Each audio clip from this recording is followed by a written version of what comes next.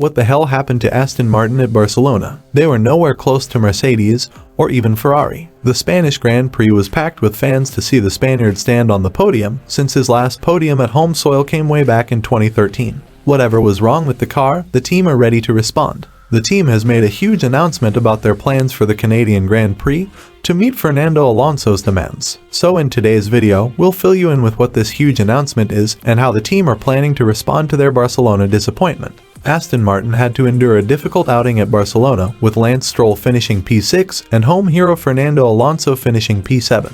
Both Aston Martin drivers struggled to keep up pace with both Mercedes cars and the Ferrari car of Carlos Sainz. With Mercedes, Ferrari and Red Bull introducing major upgrade packages to their cars, it seems though Aston Martin have been overtaken in terms of pure pace. Although the Silverstone-based outfit has been introducing upgrades on a slow and conservative manner, Fernando Alonso has urged his team to keep their heads down and to push upgrades for the car at rapid pace if it wants to keep the second spot on the Constructors' Championship alive for the team. Aston Martin brought its first upgrade package to Monaco, which consisted of a new front suspension geometry and tweaked brake ducts design to improve the cooling and the efficiency of the braking system. Next weekend on Spain, the team introduced new rear wing design, a new front wing design with altered elements and nose cone. While the Spaniard did recognize the team for bringing continuous upgrades to every weekend on a regular basis, he also cited how their rivals are bringing upgrades, which is something to be considered of. "Yeah, we have some new parts," said the Spaniard, "and we're bringing always new parts to the car. So yeah, I'm happy with how we are approaching every race.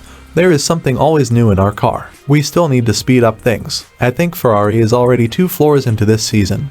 Mercedes was obviously a completely new car in Monaco and more upgrades here. Red Bull had a Baku package and another one here. So we understand that we are not in that position yet." Fernando Alonso has urged Aston Martin to roll out more updates to the car in order to stay near the front of the pack, and Aston Martin team principal Mike Crack admitted that it's a valid request. "He is right to ask us and push us for that," said Crack. "There will be something coming in Canada. It will be a step." While Mercedes and Ferrari are both convinced that the team has moved forwards in terms of performance, which has changed the competitive order behind Red Bull, Aston Martin thinks it's premature to think so. Well, they might be even right. We can agree that Mercedes might have taken a step forward, but Ferrari's case is a lot more complex. Mike Crack said that the team did really struggle on its opening stint on the soft tires, but things started to stabilize when the cars switched onto the harder compounds later on the race. No, I don't think so, because when we look later in the race, when we had the hard tires on for example, we were completely in the game again compared to the competitor. So, we really need to understand what's happened in the beginning there. It went obviously overcast very quickly, from very sunny to overcast, which we thought would help the soft tires. But we need to understand why there was this difference in competitiveness at different times of the race. Aston Martin's biggest problem around the circuit to Barcelona-Catalunya was tire degradation.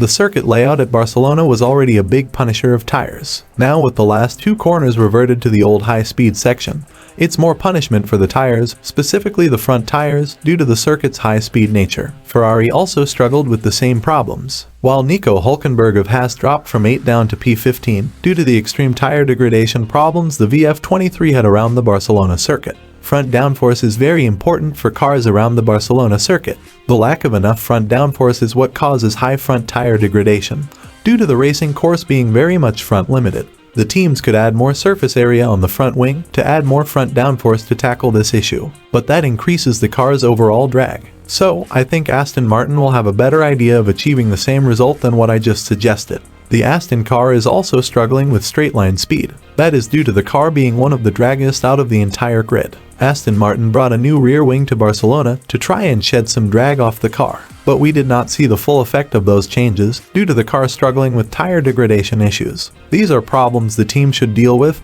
and it will be interesting to see if and how they will be tackling them at Canada. After the Spanish Grand Prix, Alonso talked about the team's future plans, about the upgrades the team is expecting to introduce at the Canadian and British Grand Prix. Alonso believes that if Aston Martin are able to bring much needed upgrades to the car, they could be on par with Mercedes and Lewis Hamilton. He went as far as to say that they will be able to crush their competition. In Canada, we'll bring more things, and in Silverstone too. It will all depend on which team is bringing updates. Even then, with a normal qualifying, we would have started alongside Hamilton and could have had some better chances. I think it's just one race, and then in Canada, we crush them. It is Lewis Hamilton, George Russell and Mercedes that Aston Martin has to worry about, because Ferrari don't seem to be in the competition for P2 in the Constructors' Championship.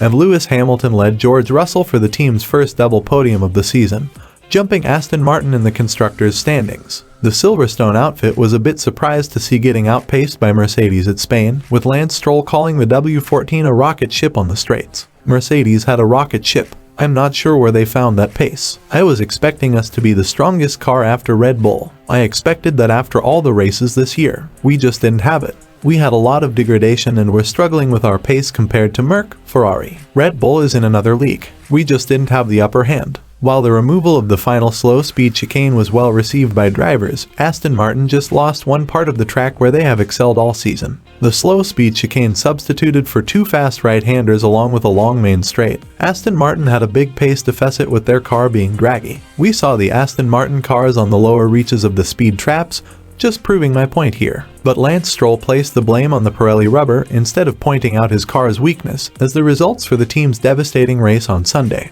Just egg. Mercedes just looked after their tires really well. It felt like at the beginning of the first stint when we were in third after passing Hamilton on lap 1 while Lando Norris dropped after contact. I was comfortably just keeping that gap to Carlos Sainz's Ferrari, even pulling away from Lewis a little bit.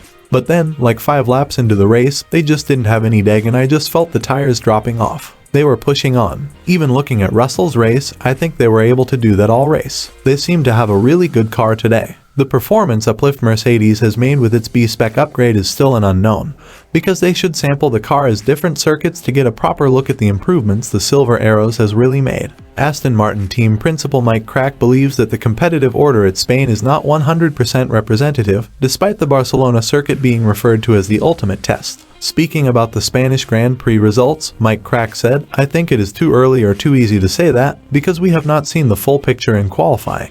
It's something that is similar to how it is in the beginning of the year when we say we need 3 races to see where we are really. Now it could well be that others have made a bigger step, but our early analysis so far doesn't reflect that." Aston Martin have been very patient with bringing upgrades, while their rivals are bringing mega packages to races. Especially, Mercedes have brought a B-Spec car, which raises questions on the ability of the Silverstone outfit to bring upgrades at a rapid pace. While Mercedes has to gain more understanding about its new car before bringing more upgrades, Aston Martin can just keep upgrading its car. So while it looks like Aston has taken a step behind at Spain, upgrades at Canada and Silverstone could just catapult Aston Martin ahead of Mercedes, and that much closer to Red Bull. But achieving second in the constructors might be a challenge for the Silverstone outfit. That's because of the ability of the drivers at Aston Martin.